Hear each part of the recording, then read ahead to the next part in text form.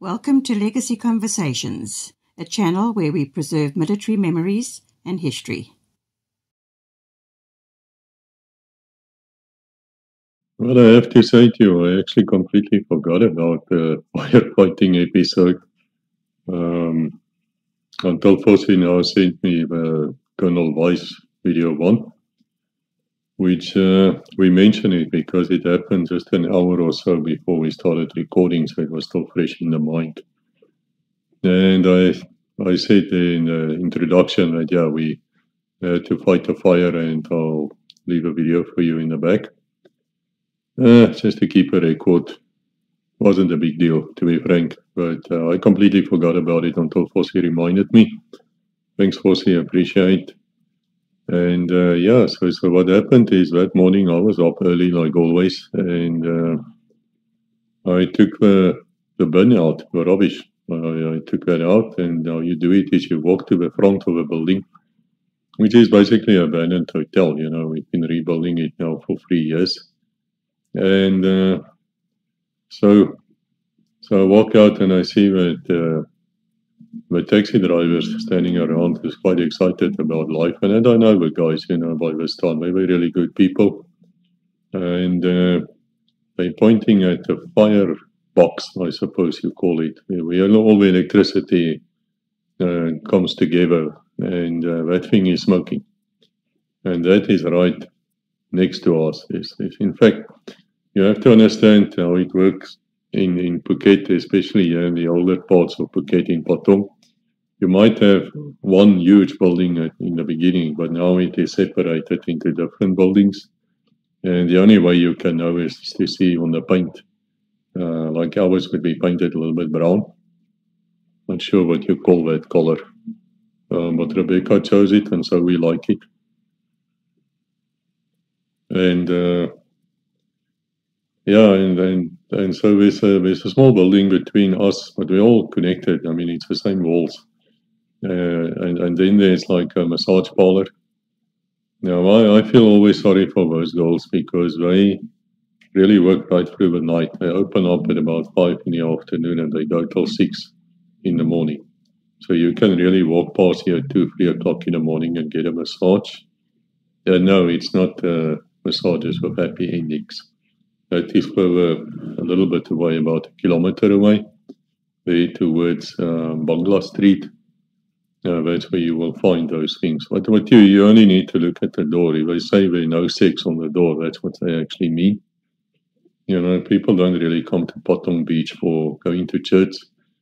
It is a wild place. I mean, there really is nightclubs and all sorts of things happening here, which certain kind of tourists really like.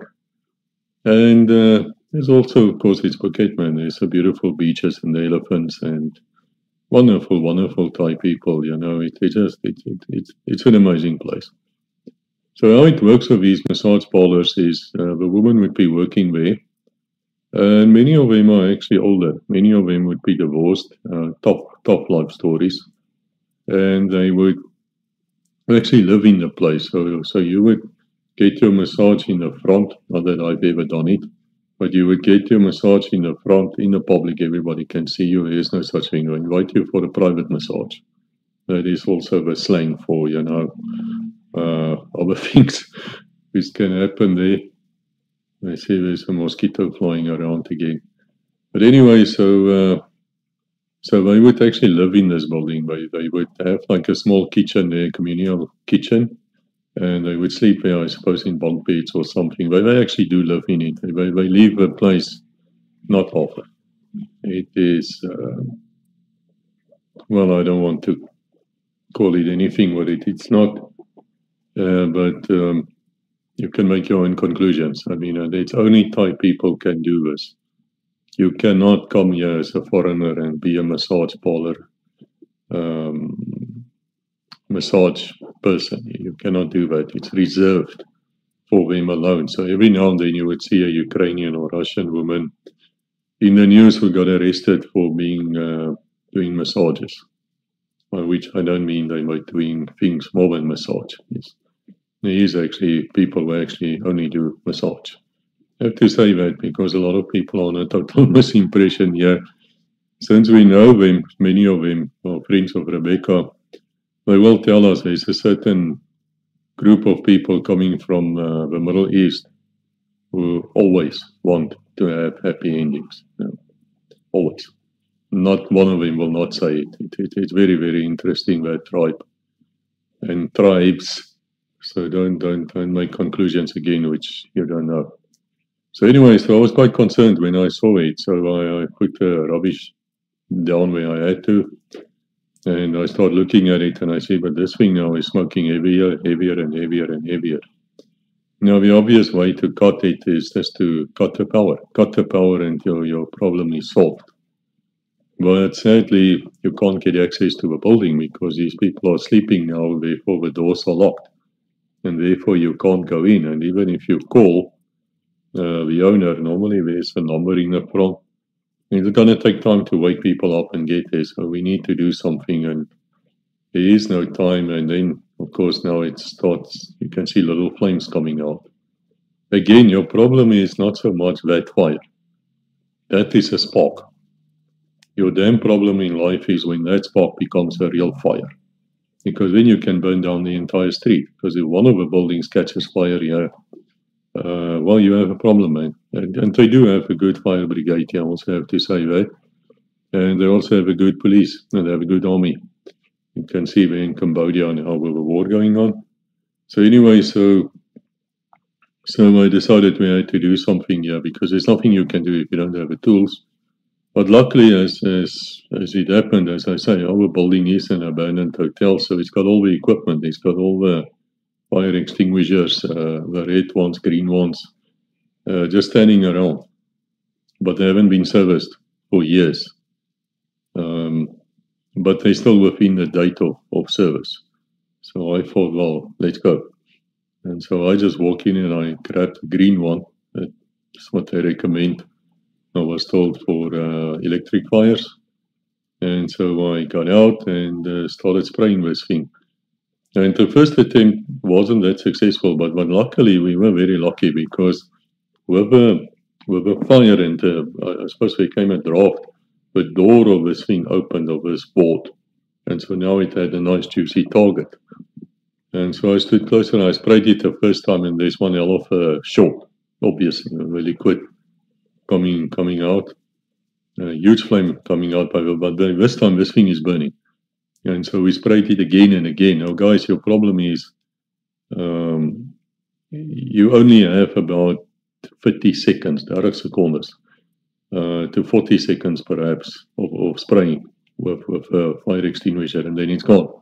So if you don't get that thing immediately, you're in really serious trouble. And of course, in the police, we fought fires. I mean, I remember when I did my counterinsurgency training at Miljoskop, we threw a M26 hand grenades. First, we started with the blue one. Remember the blue one? It's a practice one, but it does make a noise. And so we were throwing those things, and it was in July. So it was shivering cold. It was so cold. I haven't been that cold in my life, not even in Europe. Because our uniforms were simply not designed for cold weather. I mean, they come from Rhodesia, man. There's no such thing. And so yeah, so you can look at that episode where I speak about the SAP camo as well, because that will also, you'll hear me saying that it is not designed for cold weather, not at all. So anyway, we had to fight that fire which started because of the bush being so dry with a hand grenade. We had to fight that fire for the next 3-4 days. And there were probably 1,000 policemen on that training area at that stage, or more than 1,000, and all of us were fighting 24 hours trying to break the fire. You know, I can say a lot about not having fire, strokes, what do you call it, like the Copland, where there's, sand and no bushes and things, but there was also wind blowing, which was a major problem, and then the Air Force arrived with their Giants, and they started dousing it, and so we won. We won that battle, and for the next week or so, we had to make up all the losses we lost. And of course, man, we were dirty and stinking of veld fire and so forth. The thing is, I've also seen fires in houses in Pretoria, and I'm still in a flying squad, is a couple of things which really struck me. Is one is the heat. It is incredibly warm inside that house, even if just a part of it has burnt. And secondly, you really cannot breathe. And that is why most deaths actually are because of smoke inhalation, and not so much the fire itself. Normally, the body, the post-mortem will show you the one was already dead by the time it got burnt, which you can also only say thanks to God. Because remember, in those days, we also saw the necklaces. With matches, we will free this country.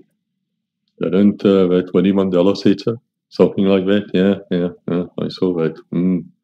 The necklace murders, yeah. For you foreigners here who don't know what I'm talking about, is that there was a lot of struggles inside the so-called struggle movements. There were a lot of different factions. And they would accuse each other of being police spies, mostly wrongly so.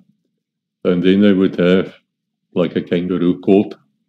And then they would take these people and, of course, beat them up very severely. And then what they would do is they would basically take a tire, an abandoned old car tire, and they would put it right across past his chest, or her chest. Happened with females as well, many times. Fill this thing with gasoline, with petrol, light it. So now this thing is burning them to death. Yeah, really, they did that. It's called a necklace murder. Yeah, savage. That's all I can tell you.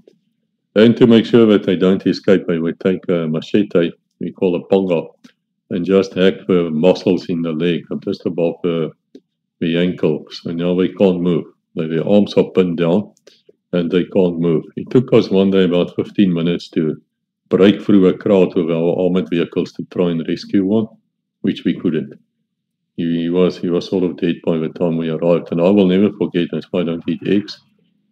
Well, I don't eat eggs for many reasons, but one of the things I saw is that the heat from this fire coming from the chest upwards, their eyes would burst, and it would be like yellow yolk, exactly like a yellow yolk of an egg, would be streaming down the cheeks. Yeah, it's ugly, man. And let me say to you also, you don't eat braai vleis for the next 2 weeks at least, because it's the same smell. It smells exactly like pork being burned. So yeah, there you go. So for me, fire is not a joke. So we had to act quickly, and even though people who saw the video thought I was extremely nonchalant about it, I really wasn't. It's just training, and I'm not putting anything on me. All to the grace of God and my instructors in the old days. We had the equipment available, and we could do it, and we did do it. And of course, the video caused quite hysteria in Phuket. On the social media, it didn't go viral or anything. There's no need to go, really not. But we put it out, and we got it sorted out, and that's it. And that's basically what happened. And I'm glad to say that if I walk down the street now, many of the massage women would actually come and thank me. You know, they're really kind people. You know, they would come and say, thank you, Kapun Kap, or Kapun Kap, or them Kap is what I would say, which makes me feel good about life. So, guys, the point I'm making here to you is, if you are somewhere and you can help somebody, please do so. I recall that when we were still living in Namibia and Zuidwest, my dad would always stop at any car. It didn't matter if it's a black person or a white person or whatever. You see a vehicle next to the road, you stop and you try and assist, because there's a real chance in that country that, you know, you might die. Of course, you can't do that in South Africa anymore. I fully understand, but at least perhaps you can make a phone call or something. There must be something, you know, we need to reach out to each other. This is I'm making the video now, it's a week before Christmas. So it is a spirit festival, or what do you call it, a festival of peace and hope and happiness, not a holiday, I acknowledge, normal working day. But you know what I mean, you know, second commandment, love thy neighbor. Let us just reach out and help each other. Anyway, so that's the story. That's what happened, nothing heroic. But I'm glad that I was there and I could do something. And yes, afterwards I made sure that our building is covered by fire insurance. It was, of course, for a couple of $1 million. And then also we had to refill that bottle, the green bottle, and service the others. And we're also getting more and more fighting equipment. And every bedroom definitely will have a smoke inhalation, what do you call it, mask. You put it over your face and it will cut out most of the poisonous gas so that you can just escape. It's a good thing to have these things in your house. I wrote a book on that, if I remember, Safety Net. Yes, we talk about these things there as well.